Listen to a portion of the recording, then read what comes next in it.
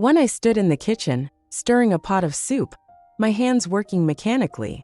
The only one helping me was a little girl, barely 7 years old. She moved around the kitchen with determination, doing everything she could to assist me. Meanwhile, the rest of the household, the lazy good-for-nothings, were lounging in the living room, sprawled across the couch without a care in the world. Not one of them had even thought to lift a finger. From outside the house, my grandmother's sharp, commanding voice rang out loud enough to shake the walls. "Barbara, how long does it take to cook a meal? My precious grandson is starving. Can't you see he's crying? If anything happens to him because you're so slow, I swear I'll beat you." The little girl beside me flinched at Grandma's shouting, her small shoulders trembling for just a second. But when she looked up at me, her expression shifted. Her eyes grew steady, calm, almost protective. "Don't be scared," she whispered softly, her voice full of warmth. "Mommy's here." Her words sent a shiver down my spine.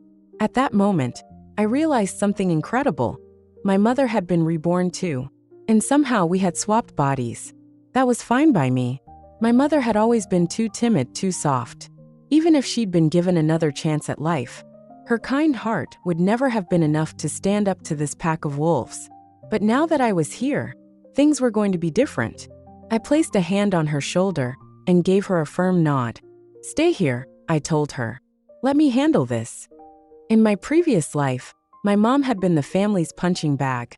She'd sacrificed everything for them: her money, her health, her happiness. And yet, they'd treated her like dirt. I still remember the day she brought home 2 pounds of spare ribs, hoping to treat us to something nice. Grandma had found out and exploded with rage. "You greedy pig. Can't go a single day without stuffing your face, can you?" she'd screamed, dragging my mom by the hair and beating her senseless. Those ribs? Grandma had cooked them up and eaten every last bite with her sons. My mom never even got a taste. Her patience didn't earn her any gratitude. It only encouraged them to go further. They kept pushing and pushing until one day, they pushed her straight to her end. And me, I followed soon after. Now that I was back, I could see things clearly. There was no reason with people like them. No amount of kindness or tolerance would ever change their behavior. They saw gentleness as weakness and patience as an invitation to exploit. If they wanted a fight, I'd give them a war. Grabbing a heavy iron ladle in one hand and a pot lid in the other, I stormed out of the kitchen like a hurricane. Fury surged through me, hot and unrelenting, as I marched straight to the dining table. Without hesitation, I kicked it over, sending plates and bowls crashing to the floor. "All you ever do is eat," I yelled, my voice echoing through the room. "Are your hands broken? Are your legs useless? If you're hungry, why don't you cook for yourselves?" Grandma's eyes widened in shock. For a moment, she looked like a fish out of water, gasping for air. Then, like a spring-loaded trap, she shot up from the couch, her face twisted with rage. "Barbara," she screeched, "have you lost your damn mind? How dare you talk to me like that?" She lunged at me quick as a flash. For someone in her 60s, Grandma was surprisingly agile, her wiry frame moving with the speed of a monkey. But I was ready. With a loud clang, I brought the pot lid down on her face, the force of the blow sending her stumbling backward. She landed on the floor with a heavy thud, clutching her head as she wailed in pain. "Exclamation point," she cried, her voice shrill and panicked. "Your wife is rebelling. Are you just going to stand there? Help me." My dad, spineless as he was outside the house, suddenly sprang into action. Puffing out his chest, he rolled up his sleeves and charged at me, his hand reaching for my hair. He wasn't good for much, but when it came to fighting dirty, he'd inherited all of Grandma's nastiness. He aimed straight for my head, but I didn't flinch. Instead, I raised my foot and drove it straight into his groin. "Two." "Ah!" His face turned a sickly shade of purple as he crumpled to the floor, clutching himself and howling like a wounded animal. "Murder," he choked out, his voice barely a whisper. "You're trying to murder me." I crouched down beside him, my lips curling into a cold smile. Before he could recover, I slapped him across the face once, twice, 3 times. The sharp sound echoed through the room, and his head lolled to one side, dazed. Before he could react, I grabbed the belt from his waist and stood up, snapping it in the air with a sharp crack. Do you think I'm still the same pushover you used to bully? Do you think I'll keep letting you treat me like dirt? Try laying a hand on me again and see what happens. In my past life, my mom had slaved away for this family. She'd worked a full-time job, only to come home and cook a 4-dish meal every night for 5 ungrateful mouths. She was more exhausted than a mule, but no one cared. They never appreciated her sacrifices. The moment something didn't go their way, they'd lash out with fists and insults. At just 38, my mother had been reduced to a shadow of her former self, a frail, broken woman with a body battered by years of abuse. Mom, are you insane? I turned to see my older brother, Frank, standing in the corner, his face pale but his voice trembling with fake outrage. That's Dad. That's Grandma. How can you hit them? You used to be so gentle. His words were laced with self-righteousness, as if he were the victim here. I let out a bitter laugh, turning to face him fully. Frank had always been the golden child. Grandma adored him, spoiling him rotten because he was the long-awaited male heir. He'd been treated like royalty, while I was treated like dirt. Now at 14, he was nearly 200 pounds of soft, pampered flesh. Feel sorry for them, do you? I asked, my voice dripping with sarcasm. Fine. Why don't you take their punishment for them? The first lash of the belt landed across his back, the second across his arm.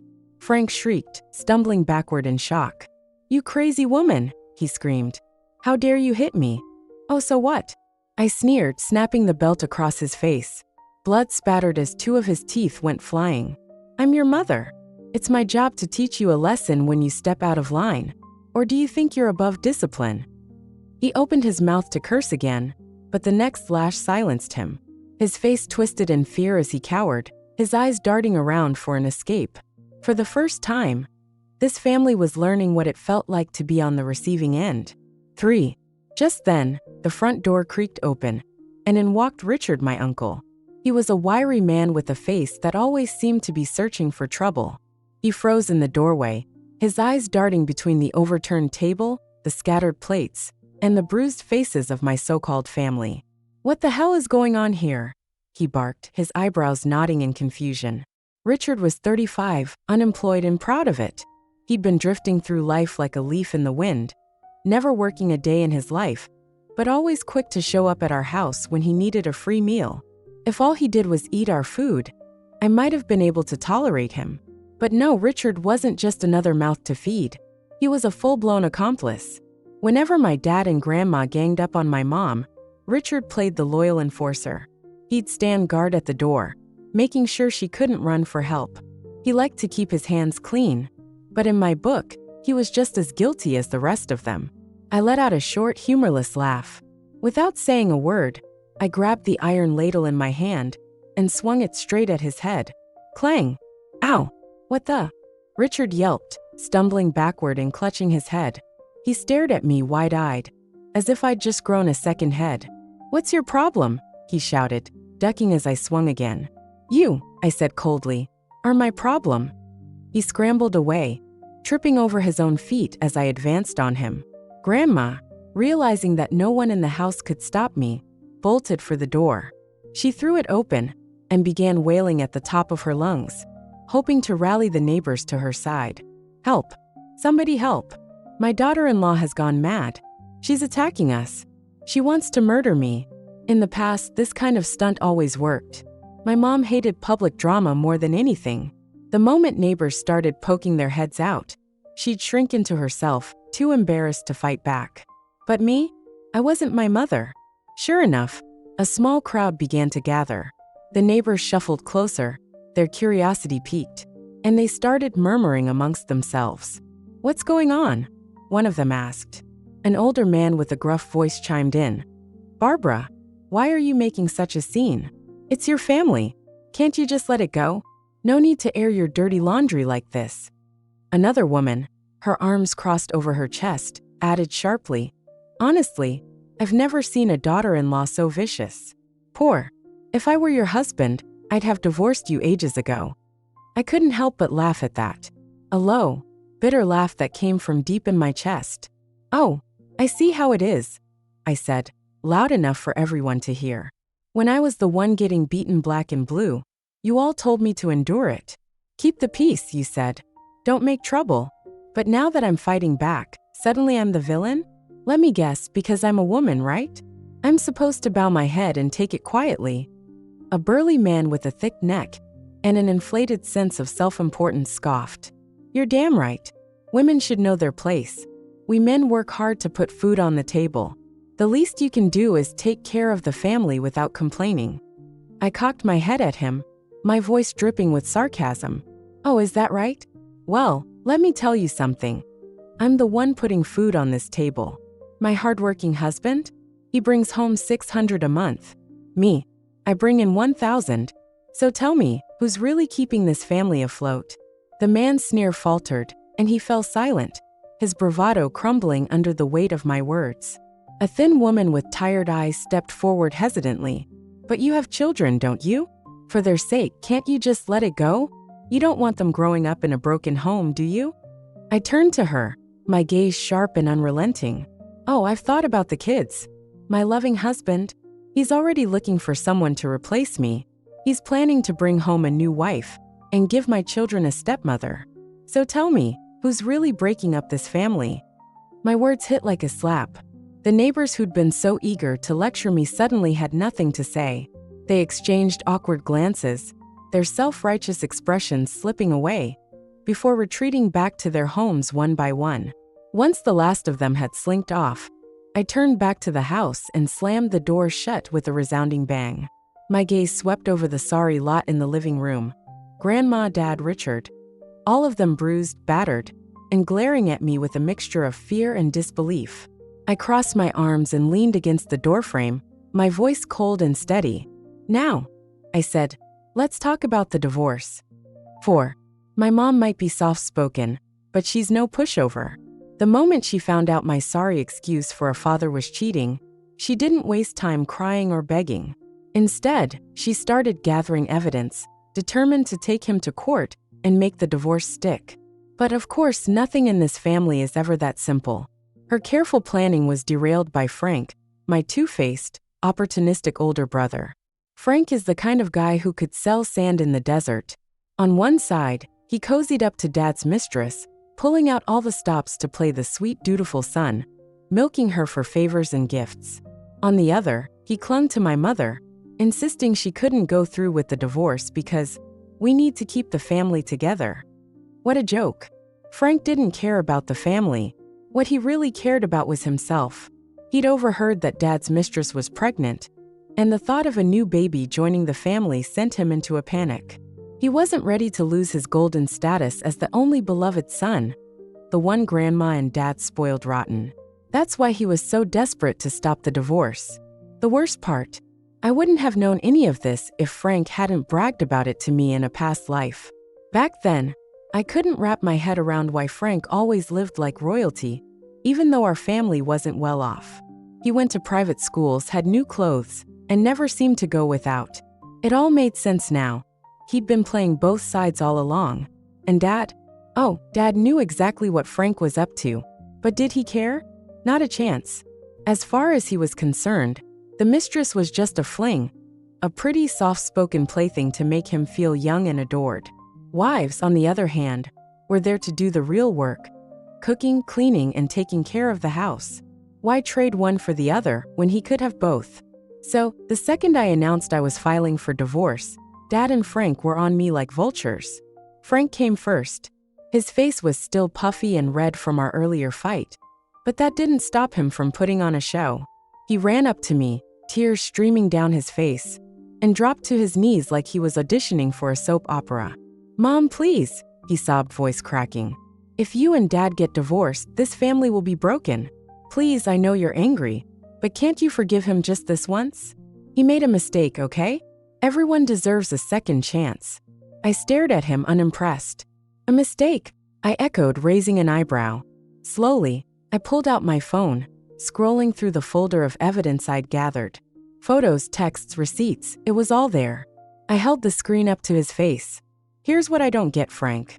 If Dad made a mistake, why are you so invested in covering for him? You've been running around calling that woman Mom, like she's some kind of angel. Where was all this family loyalty then, huh? Frank's face turned a sickly shade of white. he stammered, trying to come up with a response.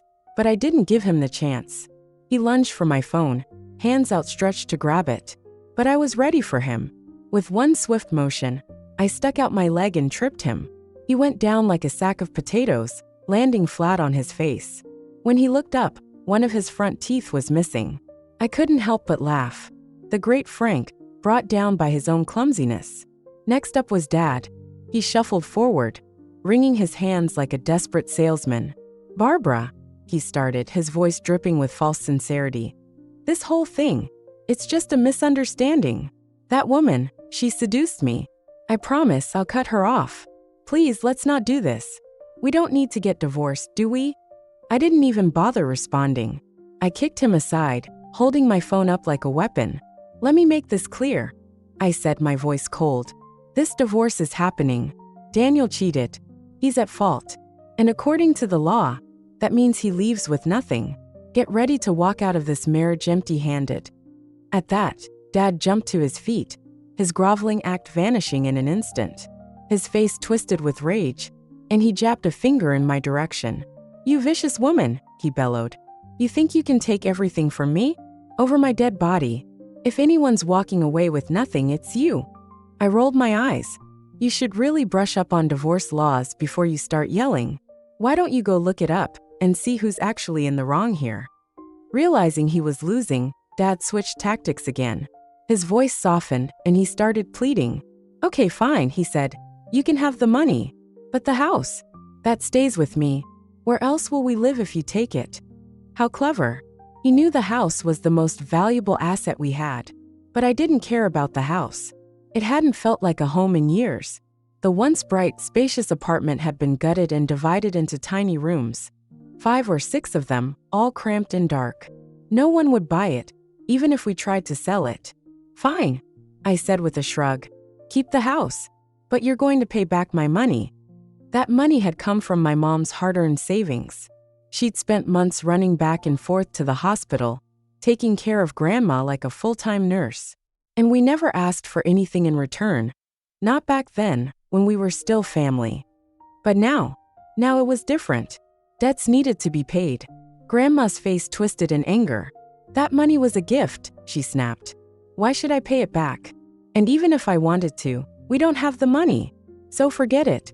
I smiled a sharp, cold smile. "Oh, you don't want to pay it back? Fine. Then let's settle this another way.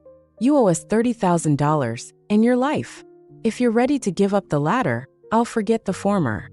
Before anyone could react, I grabbed an empty wine bottle from the table and smashed it against the counter. The jagged edge glinted in the light as I held it up to Grandma's throat. "Pay up," I said quietly, "or pay with your life." The room went silent. Grandma's tough act crumbled, her lips trembling as she stared at the bottle. But she still tried to save face. You wouldn't dare," she hissed. "Go ahead. Let's see if you have the guts." 5. In my previous life, my grandmother left behind a fortune of $80,000 when she gone. It wasn't some windfall either. It was money she had pinched and scraped together over decades, hoarding every spare coin like a dragon guarding its treasure. But despite all her supposed thrift, not a single cent of it was ever spent on me. No, every last penny went to her precious son and her beloved grandson Frank. So don't tell me she couldn't afford to pay back the $30,000 she owed us. Of course she could, she just didn't want to. I let out a sharp, humorless laugh as I pressed the jagged edge of the broken bottle against her neck. The glass grazed her skin, sharp enough to draw blood. That was when she finally realized I wasn't bluffing. Her face twisted in terror, and she started screaming hysterically, her voice so loud it made my ears ring. "Give her the money! Quickly! Give her the money!" she screeched, her usual arrogance crumbling into raw panic. Behind her, my pathetic dad chimed in, his voice dripping with melodrama. "Mom, where are we supposed to find that much money?" Grandma spun on him, her fear making her voice shrill. "I have $50,000 in my account. The password is Frank's birthday. Transfer it to her now." "She's crazy."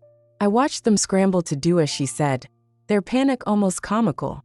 Once I saw the money safely transferred into my account, I finally let go of her. The moment she was free, Grandma's fear quickly turned to fury. She opened her mouth to lash out at me, but before she could get a word in, I grabbed a belt hanging nearby and swung it at Frank.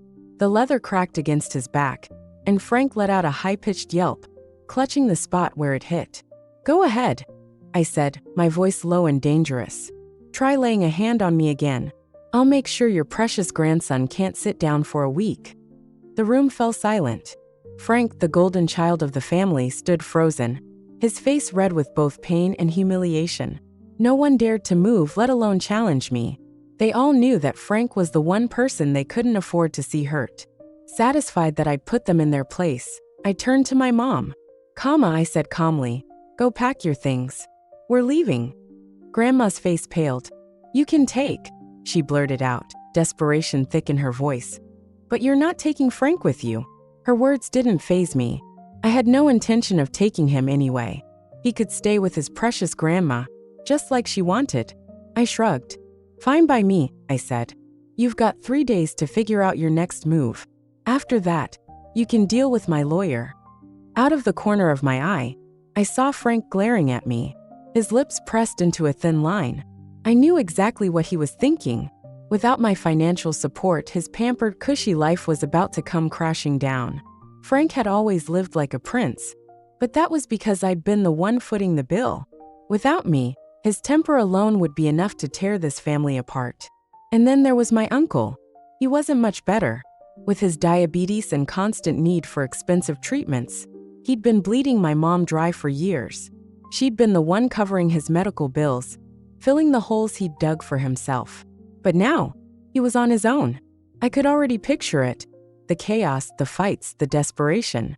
Frank was throwing tantrums. My uncle was scrambling for money, and Grandma was trying to hold it all together. The house would turn into a war zone without me or my mom to keep things running. Honestly, I couldn't wait to see it all fall apart. 6. After packing our things, I left with my mom, walking out of that suffocating house for good. She walked beside me in silence, her expression unreadable. I glanced at her, worried, and softened my voice. "Mom, are you upset? Did I scare you back there?" She shook her head, and to my surprise, a proud smile spread across her face. "Scared? No, not at all. You were amazing. You did everything I've dreamed of doing for years, but never had the courage to. My daughter is incredible." Hearing the admiration in her words, I couldn't help but laugh. "Well, Mom, from now on, I promise you'll have nothing to worry about. This time, I'll make sure you live a happy life." I called a cab and took her to my grandparents' house. When we arrived and stepped inside, my grandfather looked up, his face as stern as ever.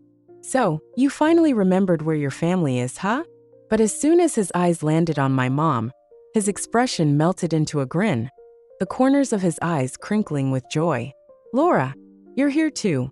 He walked over and pulled her into a warm, almost crushing hug. My mom froze, staring at me like she had no idea what was happening. Her father's sudden show of affection left her completely bewildered, as though she was a little girl again, unsure of how to respond to his overwhelming presence. I cleared my throat awkwardly, breaking the moment. "Grandpa, Dad, I've made up my mind. I'm divorcing Daniel." His smile disappeared in an instant. His face darkened, and for a long moment he said nothing, just stared at me. I couldn't tell what he was thinking, and it made me nervous. To be honest, my memories of my grandparents were vague. I'd heard stories growing up about how my mom had fought with them bitterly in order to marry my dad. After the wedding, she'd rarely come back to visit, and as a result, I'd barely spent any time with them. But I did remember one thing clearly. In my previous life, at my mom's funeral, both of them had cried like their hearts were breaking.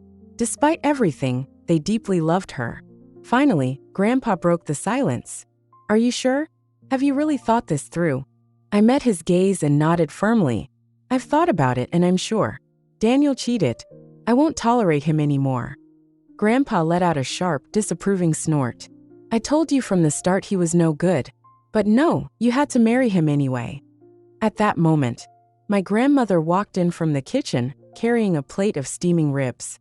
The smell wafted through the room, instantly lifting the mood.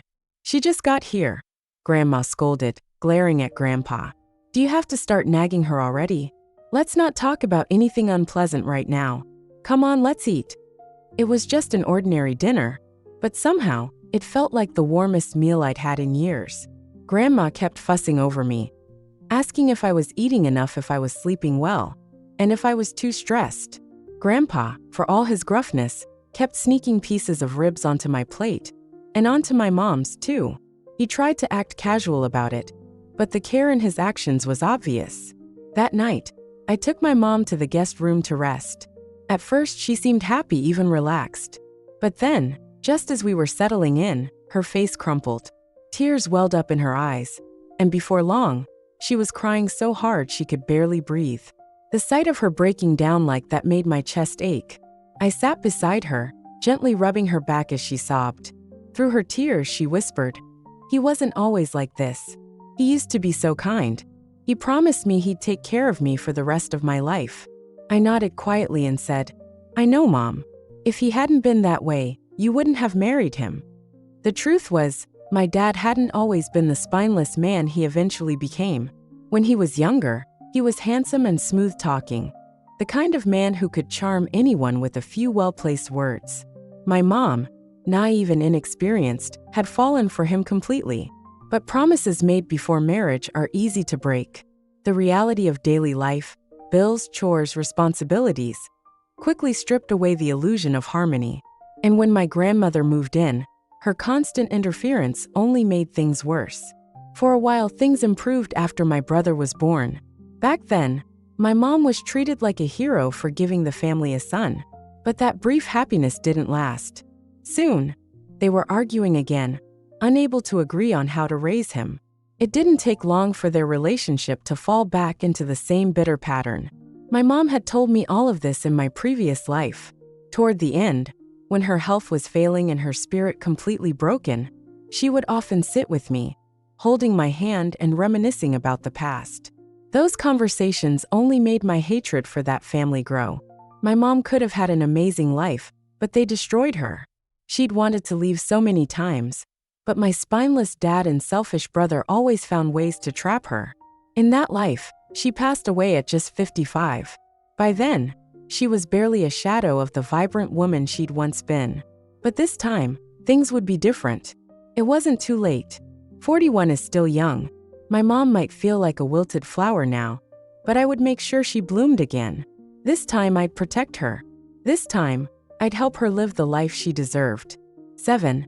The next morning, I went to the lawyer's office to have the divorce papers drafted. By the afternoon, just as I was going over the details, I got an unexpected phone call. "Is this Laura's guardian?" A sharp, impatient voice asked. "Your child was involved in a fight at school. Please come in immediately." A fight? That couldn't be right. My first thought wasn't that my mom had gotten into trouble. It was that someone had bullied her. I didn't hesitate. Grabbing my things, I rushed to the school. When I arrived, the scene that greeted me was almost surreal. A group of kids sat in the corner sniffling, their faces bruised and blotchy from tears.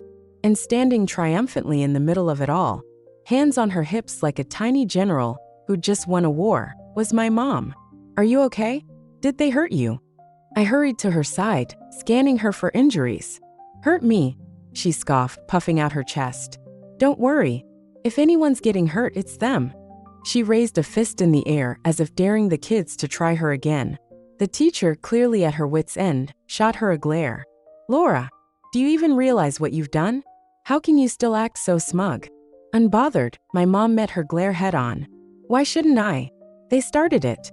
Maybe instead of scolding me, you should be asking why we fought in the first place. Or does being a teacher mean nothing to you anymore?"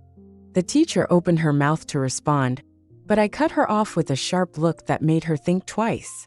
I knelt down to my mom's level and softened my voice. "Mom, tell me what happened." Her defiance faded slightly as she explained. "They said I was an abandoned kid with no parents who loved me. They made fun of my clothes, called me a beggar, ripped up my textbooks, and even pulled my hair." Her words hit me hard. Memories came rushing back, memories I'd buried long ago. As a child, I'd gone through exactly the same thing. Back then, I'd tried telling the teacher, but all I ever got was dismissive. "It's just kids being kids." Eventually, I gave up. learned to swallow my pride, and endured the bullying in silence. But my mom? She didn't swallow anything. She fought back. The teacher let out an exasperated sigh. So you thought hitting them was the right solution? My mom crossed her arms and stood her ground. What else was I supposed to do? I told you about this before, and you said it was just harmless teasing, and told me not to take it seriously. But if a teacher won't stand up for me, who will? Am I supposed to just sit there and let them humiliate me? I had to defend myself. I shot the teacher a cold look. You know, this could have been avoided if you'd done your job. Even a simple warning to those kids would have been enough to stop this from escalating. Instead, you ignored the problem. I'll be taking this up with the principal. Teachers like you are the reason this school has so many bullies. Her face turned red with embarrassment, but before she could respond, the parents of the injured kids stormed into the room. What the hell happened? Who hurt my son? One of them demanded, pointing to the boy with a swollen lip. Look at my daughter's face. Who's responsible for this? Another mother screeched. I stepped forward calmly. That would be my mom. She defended herself after your children bullied her. Let me explain what really happened. I laid out the full story, detailing every insult, every snide remark, and every act of physical aggression. But instead of listening, the parents exploded. Well, no wonder she's violent, one of them sneered. Like mother, like daughter. Trash breeds trash. I've never seen such an ill-mannered little brat, another chimed in. Clearly, she gets it from her upbringing. How dare you lay a hand on my son? We don't even scold him at home. And now he's been beaten by some wild little girl. It was clear they didn't care about the truth. They just wanted someone to blame. One of the fathers stepped forward, his voice turning threatening. You think you can just hurt my kid and walk away? Someone needs to teach you. Before he could finish, my mom suddenly stepped in front of me, her small frame radiating pure fury. Go ahead, she shouted, her voice ringing out like a battle cry. Touch my daughter. I dare you. You lay a finger on her, and I'll make sure your kids get double what they gave me. 8. The parents were stunned. Taking advantage of their shock, I took off my shoe and slapped their faces. If you won't discipline your kids, I will. Smack. Smack. A few slaps later, the once arrogant parents were crying. The principal arrived, shocked to see me on top of the parents like a victorious rooster. She was stunned, but after hearing our sides, she tried to mediate. Both sides are at fault, but Laura's mom, you shouldn't have hit anyone. I sat back, acting like a boss. They bullied more than just my child. You want to settle this? Bring those kids here too. They thought they had strength in numbers. I could call for backup too. I quickly listed 7 or 8 names. Laura, go get these kids. Tell them the principal will back them up. Don't be afraid. No. The bullies admitted, no need. We admit our mistake. Seeing their confession, the parents had no choice but to apologize too. In the end, both sides apologized, but we had the upper hand, having beaten them. Back home, I asked my mom, do you want to transfer schools? She shook her head. No need. After today, they won't dare bully me. She looked sad. I'm your mom, but I didn't know what you went through at school. I'm a terrible mom. I held her hand. I know you love me. You're the best mom in the world, so don't be sad. And today you protected me well. Keep protecting me. Okay. She nodded firmly. 9. In the following days, I handled work matters. I quit my job, planning to start my own business. This was also my mom's idea. It was the year 2000, a golden time to make money. With our rebirth, we could seize the opportunity. We had $20,000 from the awful family, enough to open a shop. That night, we slept with hope for the future. The next day, after dropping my mom at school, I met the lawyer at the agreed location with Daniel's family. My dad was already there, accompanied by a young, gentle woman, likely his mistress. Though not particularly beautiful, she was gentle and caring, feeding him cake as I arrived, bringing the mistress to provoke me before the divorce was even finalized. They were clearly waiting for me to react. I strode up to them and slapped the back of my dad's head. He jerked forward, his teeth clinking against the metal fork. When he looked up again, a small piece of his front tooth was missing. Oofed. Both the lawyer and I couldn't help but laugh. What are you laughing at? My dad snapped, frowning. I composed myself. Nothing, just thought you looked particularly unique today. My dad, still trying to charm, brushed his hair back, revealing his swollen face and the missing tooth. Barbara, I knew you couldn't bear to leave me. I felt nauseous. How had I not noticed his narcissism before? I handed him the draft of the divorce agreement. Take a look. If everything's in order, sign it. Even now, my dad seemed incredulous. You really want to divorce me? Think carefully. You're already 38. If you divorce me, no one else will marry you. With each word, the mistress's face grew paler. She looked at Daniel, disbelieving. What are you saying? You promised to divorce her and marry me. Don't you remember I'm carrying your child? Daniel quickly reassured her. Olivia, you know I only love you. I smiled and addressed her. Miss Olivia, please don't misunderstand. Daniel doesn't want to divorce me because he sees me as a free housekeeper. He can't bear to lose such a good servant. But once I leave, you can take over that role. Olivia, with a proud look, said, Daniel would never make me a housekeeper, right, Daniel? I nodded. He used to say the same to me. Daniel's infidelity was his fault. I didn't blame Olivia for breaking up our family. If Daniel hadn't strayed, no one could have lured him away. He was the one who changed. As for Olivia, she genuinely seemed to love my dad. But they were still in the honeymoon phase. Once married, Olivia would likely face the same fate as my mom, dealing with a meddling grandmother, a troublesome brother, and a freeloading uncle. I hoped to warn her, but she misunderstood, thinking I was challenging her. What do you mean? Are you regretting it? I knew you wouldn't divorce easily. Fine, if she wanted to misunderstand, so be it. I urged. If there are no issues, sign the papers. I have other things to do. Daniel and Olivia reviewed the contract together. Their faces grew darker with each clause. You only want Laura's custody? Not Frank's. I nodded. Yes, your mom wants to keep her precious grandson. I'm just fulfilling her wish. Besides, Frank is older and closer to you. Why separate you? Daniel looked at Olivia. What do you think? Olivia leaned back, pretending to be magnanimous. I'll treat Frank as my own. Even when our child is born, I'll be good to him. Seeing her agreement, Daniel signed the divorce papers. According to the contract, they had to pay me an additional $40,000. Naturally, this money came from Olivia's pocket. She was the daughter of a small business owner, not wealthy but comfortable. I wondered what she saw in my dad. Perhaps it was true love, but I doubted it would last. 10. With the money and divorce certificate in hand, I started my business. I opened a small deli specializing in marinated dishes. My mom, in her efforts to please my dad's family, had taken culinary courses. With decades of experience, her cooking was top-notch, especially her marinated dishes, which were fragrant and delicious. I set up shop near a school, attracting many students and parents. On the first day, we made a substantial profit. In the following days, our earnings multiplied. Our deli was clean and hygienic, and parents, too tired to cook, often bought our dishes for their families. 6 months later, I was preparing to open a second location. I was thriving, my spirits lifted, looking younger than ever. But Daniel's family wasn't doing so well. Recently, Daniel had gone to my former workplace to reconcile, but I had already quit. He couldn't find me. A former colleague told me about his visit. He could have gone to Laura's school, but he didn't even know which school she attended. He had always been an absentee father, giving all his attention to Frank. I had never received any care from him. Curious, I inquired about their current situation. As expected, their lives were chaotic.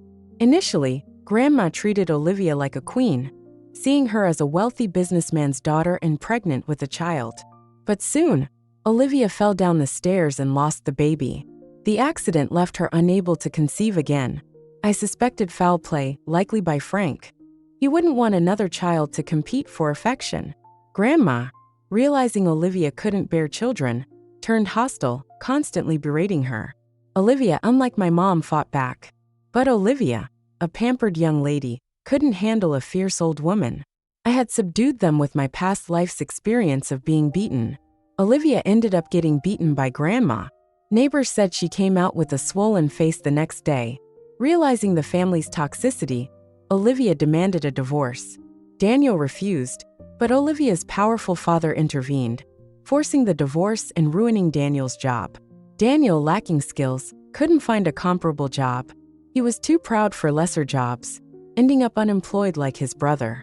But soon, Grandma would die of meningitis, and the brothers would likely fight over the inheritance. 11. A year later, I opened my 5th deli. As a rapidly rising entrepreneur, I was invited for a TV interview. My business boomed even more. Daniel, learning of my success, brought Frank to my company.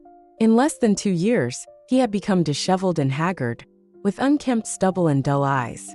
Frank had lost weight, still overweight but with a visible jawline. I pinched his face, marveling. "What, didn't Grandma take good care of you? You've lost so much weight." Mentioning Grandma, Frank teared up. Grandma passed away from meningitis. Why had it happened so soon? Before I could ask, Daniel lamented. "It's all my useless brother's fault. He racked up debts and Mom died of anger. I had to sell the house." I feigned sympathy. "Where are you living now?" "Daniel, Mom bought a small 30-square-foot house. We're crammed in there." I nodded. "How pitiful." Thinking I was concerned, Daniel continued. "Barbara, I know you still care. Now that Mom's gone, let's start over." I was stunned by his shamelessness. Grandma's death was his chance to reconcile. No wonder Frank was such a scoundrel, inheriting his father's bad genes. Daniel didn't want to reconcile out of love. He was just old and tired, seeking comfort. If a young woman like Olivia still wanted him, he wouldn't look back. A leopard doesn't change its spots. This scoundrel wouldn't change. Daniel signaled Frank, who lunged at me. With his size, he'd crush me. I pushed Daniel in front of me, letting him take the hit. Crack! I heard a bone break. At 45, Daniel couldn't withstand Frank's weight. Daniel's eyes rolled back, unable to scream. I kindly suggested, "Take him to the hospital. He might have a fracture." Frank hesitated, still trying to persuade me. "Mom, Dad, and I miss you. We need you." I smiled, pulling out a belt and lightly slapping his face. "I'm not your mom. I only have one child, Laura. Call me Mom again, and I won't be so gentle. And if you don't take him to the hospital, he'll be a burden for life." Frank, terrified, cried, "You're not my mom. I don't have such a vicious mom." Smack! The belt hit the ground with a thud. I smiled at them. "You're right. I'm not your mom. Now get out, or I'll show no mercy." Daniel, defiant, said, "We won't leave. Do your worst. We'll sue. Your reputation will be ruined. Give us $1 million, and we'll disappear." So reconciliation was a ruse. They wanted money. I laughed. "Try it. See if you can sue me for defamation, or get a penny from me." Frank yelled, "You're rich. What's $1 million to you?" Their entitlement was astounding, as if $1 million was pocket change. I didn't hold back, lashing his mouth. "Even if I had money, I wouldn't give it to you scoundrels." Frank's lips swelled, silencing him. Daniel panicked. "Let's talk. Don't hit the child. He did nothing wrong. Blame me." I laughed.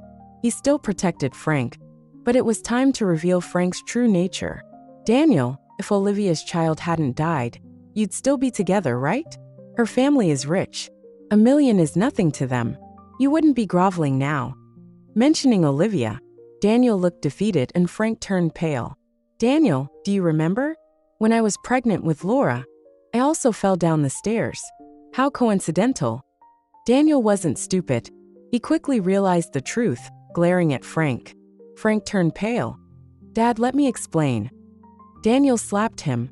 "You brat. You ruined my life." Frank, no longer pretending, shouted back.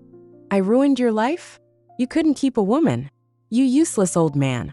Always taking it out on me. I'll kill you." They started fighting. Frank, big and strong, quickly overpowered Daniel. I watched their father-son brawl, sending the recording to Olivia's father. By chance, I had connected with him through work. He was reasonable, knowing his daughter was at fault. He often helped me out of guilt. We became friends. I knew he'd handle the recording appropriately. Then I called the police. "Hello, there's a fight here." Let the police deal with them. Frank, though underage, had severely injured Daniel. He wouldn't escape punishment. I wouldn't let him. With Olivia's father's help, Frank wouldn't get out easily. Afterward, I felt refreshed, finally rid of that awful family. From now on, my mom and I would have a bright future, while they rotted in the shadows.